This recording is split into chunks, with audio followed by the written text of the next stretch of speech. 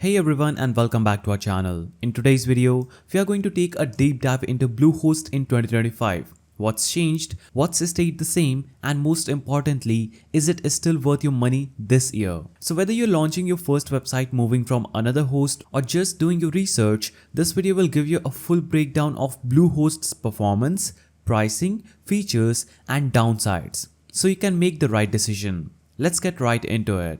So first up, what is Bluehost and why is it still so popular in 2025? So, Bluehost has been around for over 2 decades and is still one of the most widely used hosting providers, especially for WordPress websites. In fact, it's officially recommended by WordPress itself, which is a big deal. The main reason Bluehost is so appealing is because it offers a very beginner-friendly setup.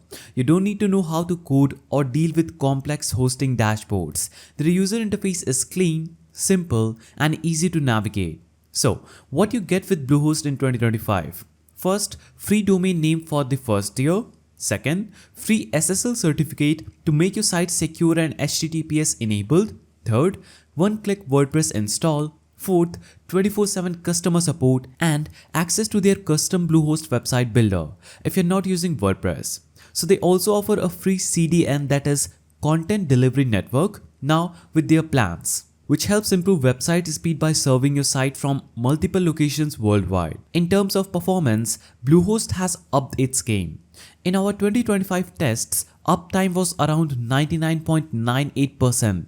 and loading speeds have improved compared to the previous years, especially for WordPress-based websites. But now, let's talk about the cons. As great as it sounds, Bluehost isn't perfect. One of the biggest complaints is the high renewal pricing. Their basic plan starts at $2.95 per month for the first term. But once that's over, it renews at over $10 per month. That's a big jump. So if you're on a budget, that could be a deal breaker. Also, the upsells during sign-up can be a bit much. They'll offer you everything from site backups to SEO tools to extra security, and some of these features are genuinely useful, but you will need to manually uncheck the boxes if you don't want them.